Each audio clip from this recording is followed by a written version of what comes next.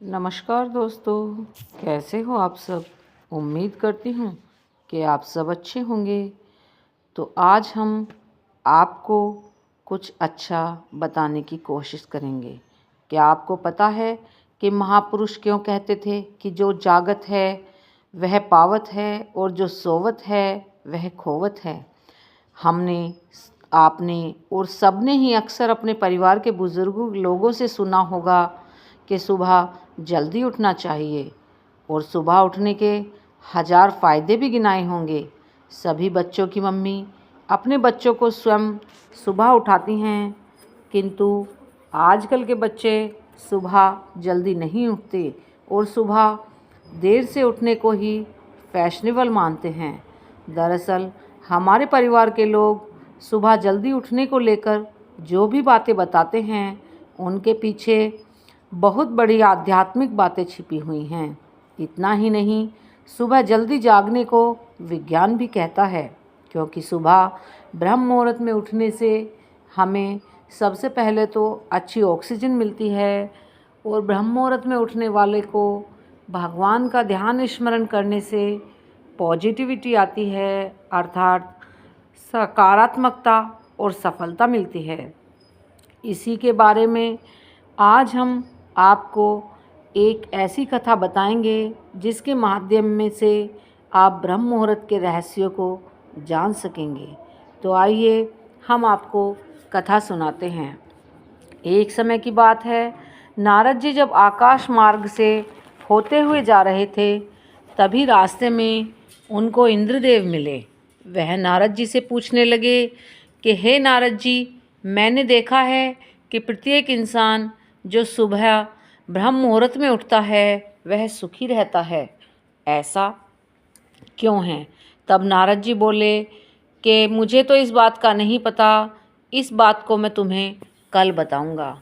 अब सीधे नारद जी श्री कृष्ण भगवान की नगरी वृंदावन पहुँचे।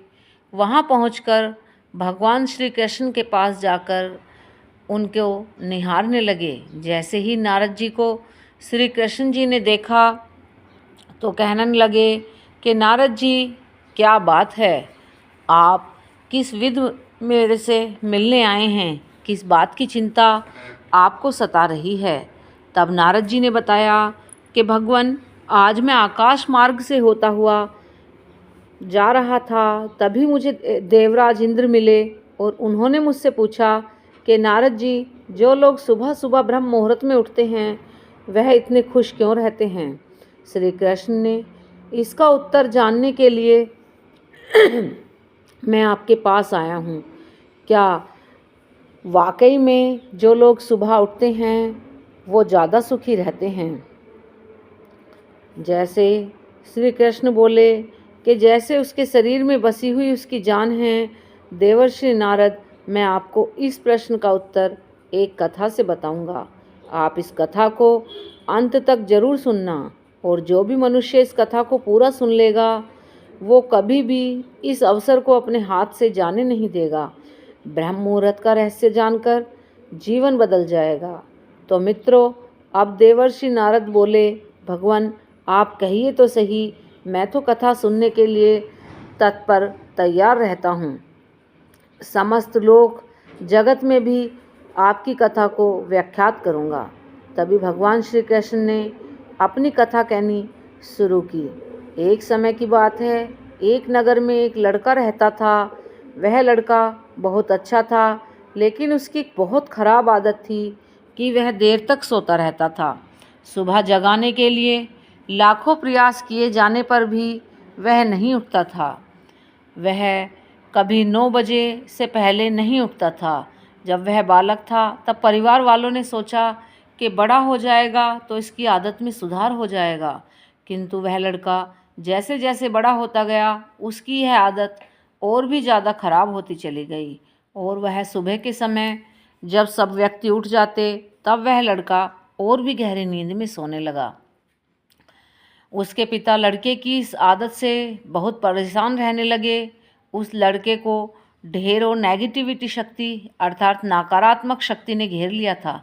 वह सभी को अब पलटकर जवाब देने लगता, पूरे दिन उदास रहता, इसका असर उसके स्वास्थ्य पर पड़ रहा था। अब लड़के को यह पता लगा कि उसके सारे मित्र सफल हो चुके हैं। तब वह और भी ज़्यादा दुखी हो गया और ईश्वर को कोसने लगा। बार बार कहता कि मेरी तो किस्मत ही खराब है। किंतु उसके पिता अच्छी तरह से जानते थे कि लड़के की किस्मत नहीं, लड़के के कर्म खराब हैं। जब नारद जी, एक दिन की बात है, उसके पिता बौद्ध भिक्षु के पास गए तो वह तुरंत अपने बेटे की समस्या को लेकर बौद्ध भिक्षु के पास गए। अब उन्होंने बौद्ध भिक्षु से अपने बेटे की आदतों के बारे में बताया। बौद्ध भिक्षु ने कहा कि कल आप अपने बेटे को मेरे आश्रम में लेकर आना। तब वह पिता अगले दिन अपने बेटे से कहने लगा कि चलो तुम्हें आज एक बौद्ध भिक्षु से मिला कर लाता हूँ। लेकिन बेटा कहने लगा कि नहीं, मुझे कहीं नहीं जाना।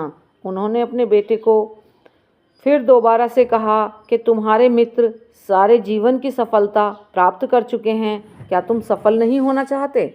लड़के ने उत्तर दिया, पिताजी, मैं जब भी अपने मित्रों के से उनकी सफलता का रहस्य पूछता हूँ तब वे मुझे कुछ नहीं बताते।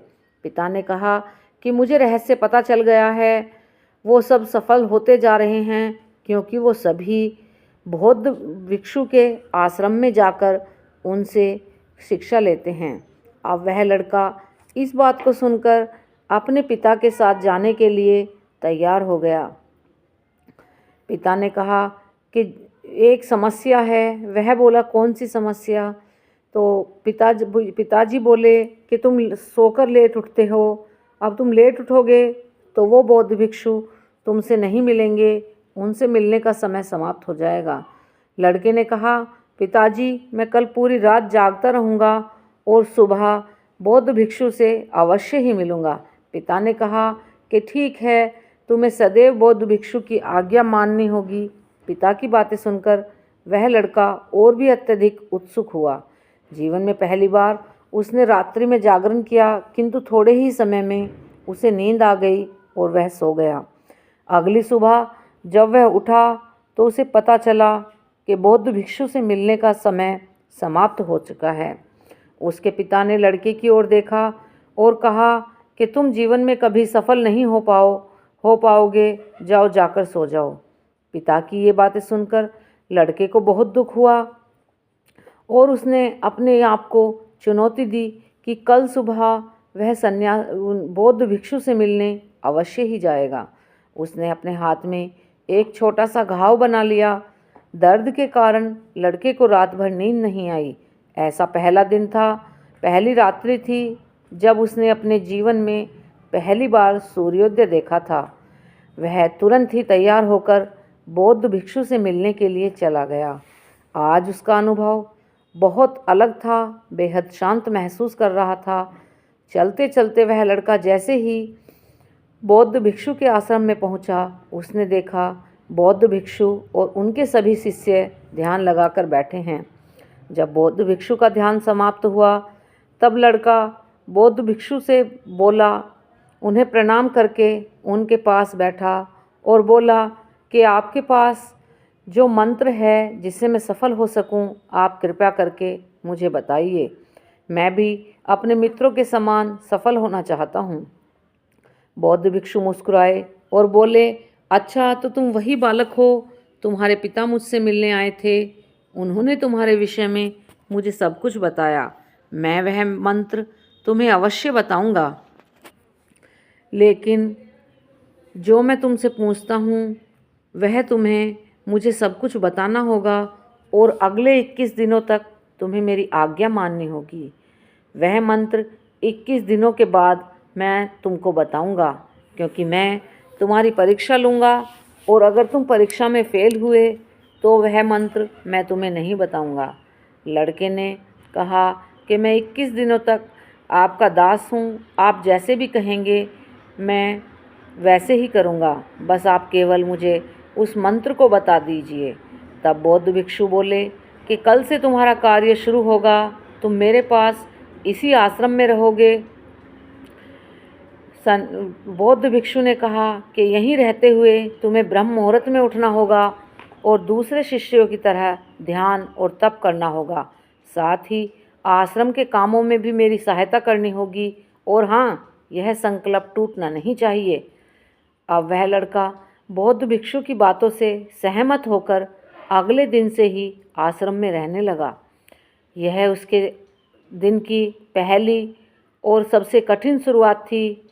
इस बार लड़के ने इतना दृढ़ निश्चय किया, किंतु 1 सप्ताह बीतने के बाद ही उसका संकल्प टूट गया। वह 8वें दिन देर सुबह तक सोता रहा। वह जागा तो उसने कहा कि मुझसे कितनी बड़ी भूल हो गई है। वह रोते हुए बौद्ध भिक्षु के पास पहुंचा और बोला कि हे गुरुदेव, मेरा संकल्प टूट गया है। अब मैं जीवन में कभी सफल नहीं हो पाऊंगा। बौद्ध भिक्षु ने उसे समझाते हुए कहा कि कोई बात नहीं, फिर से एक नई शुरुआत करो, फिर से संकल्प करो। लड़के ने बौद्ध भिक्षु से पूछा कि सुबह उठना इतना आवश्यक क्यों है और यहाँ पर सभी लोग इतनी जल्दी क्यों उठ जाते हैं। तब बौद्ध भिक्षु ने लड़के को समझाते हुए कहा कि ब्रह्म मुहूर्त में उठने के पीछे बहुत बड़ा विज्ञान छिपा हुआ है। लड़के ने कहा कि कृपया करके मुझे वो विज्ञान बताने की कृपा करें। बौद्ध भिक्षु ने कहा कि रात्रि के 4 पहर हैं। पहला रुद्रकाल, जिसका समय 6 बजे से लेकर 9 बजे तक रहता है। दूसरा राक्षस काल, जिसका समय 9 बजे से 12 बजे तक रहता है। और तीसरा गंधर्व काल, जिसका समय रात्रि 3 बजे तक होता है। और अंत में जो पहर आता है उसे मनोहर काल कहते हैं।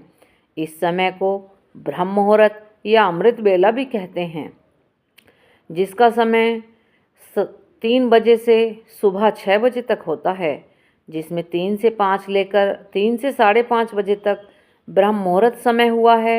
और यह वह समय होता है जब पूरे संसार की नकारात्मक शक्तियाँ निष्क्रिय अवस्था में होती हैं और सकारात्मक शक्तियाँ सक्रिय होती हैं। ब्रह्म मुहूर्त अर्थात देव मुहूर्त अर्थात समय, ब्रह्म मुहूर्त का अर्थ देवों का समय होता है। बौद्ध भिक्षु आगे कहते हैं कि इस समय देव धरती विचरण करते हैं और जागृत मनुष्य पर उनका बड़ा ही सकारात्मक प्रभाव पड़ता है। ब्रह्म मुहूर्त में ऐसा समय होता है जिससे मनुष्य का मस्तिष्क बिल्कुल खाली होता है। इसमें किसी प्रकार का कोई विचार नहीं होता, कोई टेंशन नहीं होती, कोई और भी कुछ नहीं होता। अपनी पुस्तक खोलकर जो भी विद्यार्थी अध्ययन करते हैं उन्हें सब कुछ जल्दी जल्दी याद होता है और यह लंबे समय तक भी याद रहता है। यह ऐसा समय है जिसमें हमें ज्ञान को समझने का प्रयास करना चाहिए। इस कारण और आश्रम के सभी शिष्य, संसार में बहुत से ज्ञानी लोग ब्रह्म मुहूर्त में ही उठ जाते हैं। प्राचीन काल में रोशनी का कोई स्रोत न होने के कारण लोग अपने दिन का समापन सूर्यास्त के समय और सूर्योदय के साथ आरंभ करते हैं। यही एक तरीका है जिससे मानव जीवन प्रकृति के साथ तालमेल बनाकर चलता है। उस लड़के ने कहा कि ठीक है गुरुदेव, मैं कल से अपना संकल्प दोबारा शुरू करूँगा। और ब्रह्म मुहूर्त में उठकर मुझे क्या क्या करना चाहिए?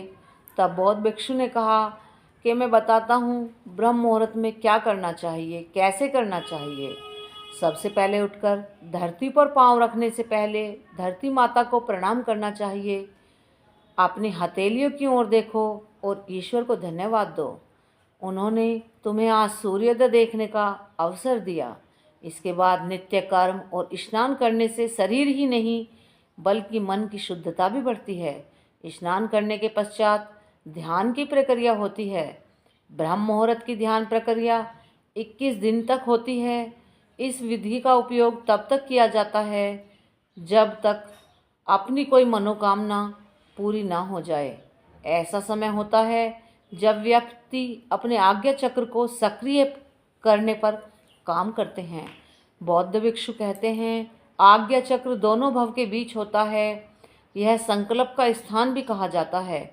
अगर इस चक्र पर ध्यान केंद्रित किया जाए तो हम जो अपने मन में बार बार बोलते हैं वह 21 दिनों के भीतर पूर्ण हो जाता है। अगर आपके मन में कोई अधूरी मनोकामना है आप उसे पूरी करना चाहते हैं तो सबसे पहले अपना स्पष्टीकरण करें, आपको क्या चाहिए निर्णय करें। इसके बाद ध्यान की विधि और ब्रह्म मुहूर्त में स्नान आदि के बाद अपना ध्यान करें। अपने हाथ की मुट्ठी को बंद कर लें और 2-3 मिनट तक बिल्कुल शांत हो जाएं।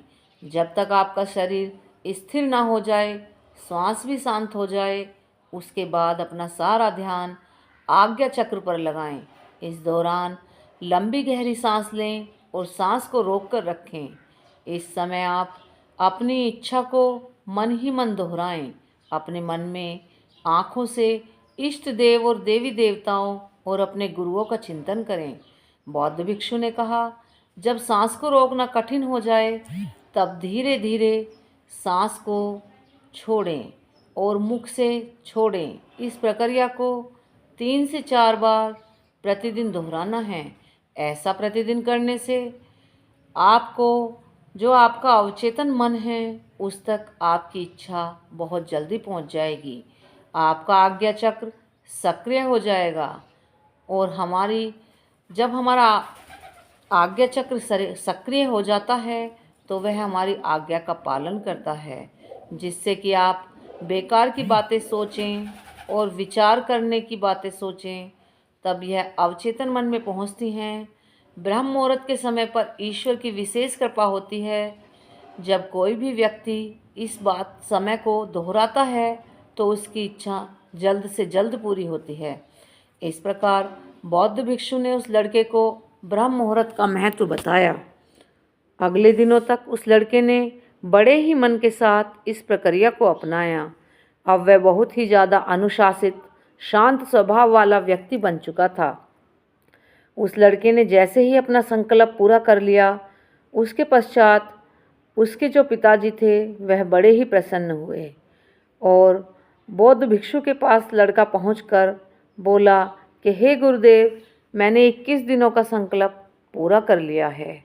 आप कृपया करके मुझे सफल होने का मंत्र बताइए।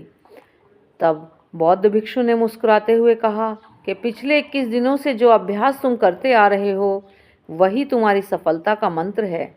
जो व्यक्ति ब्रह्म मुहूर्त में उठकर ध्यान प्रक्रिया को सही से करते हैं वह जीवन में कभी असफल नहीं होते। तुम्हें ब्रह्म मुहूर्त का रहस्य पता चल चुका है, अब इसे जीवन पर्यंत करो। तुम्हें जीवन के लक्ष्य और सफलता दोनों प्राप्त होंगी। उस लड़के ने सन्यासी को धन्यवाद दिया और ब्रह्म मुहूर्त के नियमों का पालन किया, जीवन में पर्यंत तक करने का वादा भी किया। मित्रों, अब तो आपको पता चल गया होगा कि ब्रह्म मुहूर्त क्या होता है। तब नारद जी बोले कि प्रभु, मुझे ब्रह्म मुहूर्त का संपूर्ण ज्ञान हो गया है। इतना कहकर नारद जी भगवान ने श्री कृष्ण को धन्यवाद दिया। ब्रह्म मुहूर्त में उठने के बहुत ज़्यादा फायदे हैं। ब्रह्म मुहूर्त में नकारात्मक सोच से दूर रहना चाहिए। वह समय बहुत शुभ होता है, ऐसी मान्यता है। इस दौरान भगवान धरती पर आते हैं और अपने भक्तों की सभी इच्छाएं पूर्ण करते हैं। इसलिए घर के बड़े जल्दी उठने की सलाह देते हैं। हालांकि इस दौरान उठने के और भी बहुत फ़ायदे हैं। सूर्य की पहली किरण पृथ्वी पर पड़ने से पहले ही हमें बिस्तर को छोड़ देना चाहिए। इससे हमारा स्वास्थ्य अच्छा रहता है, दिमाग भी तेज रहता है। ब्रह्म मुहूर्त एक ऐसी समय अवधि है जो मानव शरीर को कई लाभों के साथ दिव्य आशीर्वाद देती है। और अगर आज हम ब्रह्म मुहूर्त में उठेंगे तो कल हमारे बच्चे भी ब्रह्म मुहूर्त में ही उठेंगे। ब्रह्म मुहूर्त में घर के लोगों को पवित्रता का ध्यान रखते हुए माता लक्ष्मी की उपासना जरूर करनी चाहिए। ऐसा करने से घर में शुभता आती है। तो इस प्रकार हमारी कहानी समाप्त हुई। अगर आपको वीडियो अच्छी लगे तो प्लीज़ लाइक करें और जिन्होंने अभी तक चैनल को सब्सक्राइब नहीं किया है वो चैनल को सब्सक्राइब करें और ऐसी वीडियो देखने के लिए हमारे चैनल पर बने रहें। धन्यवाद दोस्तों।